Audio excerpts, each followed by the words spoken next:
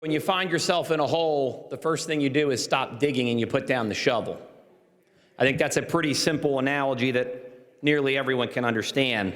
Mr. Speaker, I'll address the funds in regards to this approach, as the good chairman has outlined. What has been outlined is the exact same thing that was already requested and verbally discussed in a letter. We're simply putting it in statute. It's not surprising that the groups that directly benefit from that money are concerned. I understand that.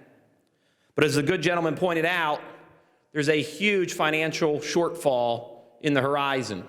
It's coming, and we need to be prepared. So when you're at the bottom of a hole, you put the shovel down, and you figure out a way to get out of it. It starts with freezing current expenditures. Why?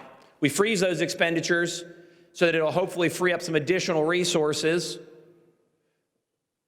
so that we can better address this pandemic. One of the groups on here mentioned biotech research and their ability to help. I agree. In fact, by freezing these funds, we free up more resources that through the budgetary process can be directed to them.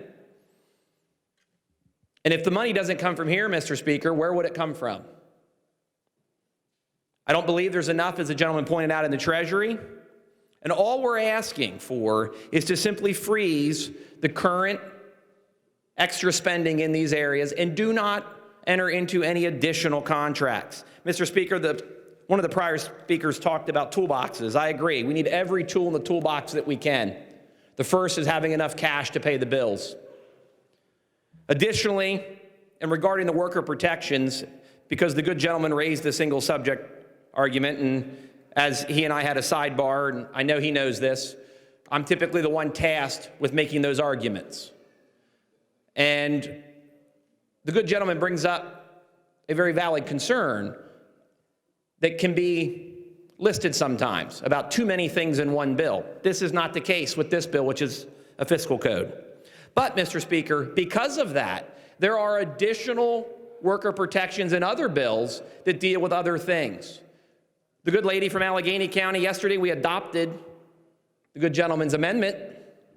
And let me read from it: additional hazard pay, appropriate new personal protective equipment or PPE, gloves, masks, social distancing, barriers, breaks to frequently engage in hand washing, leave for sickness, cleaning areas with adequate soap and water.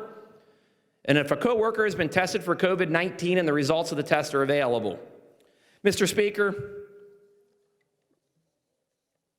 what the chairman panned as a fig leaf, I would simply point out, is House Bill 2362, one of his own members' bills that has 28 co-sponsors on the other side. Now, we made a small change, I will admit it, regarding the medical documentation, but it is there. Mr. Speaker, if that's not bipartisan, I don't know what is. We included it in the bill because we thought it was a good idea. We included it in the bill because we thought it protected workers.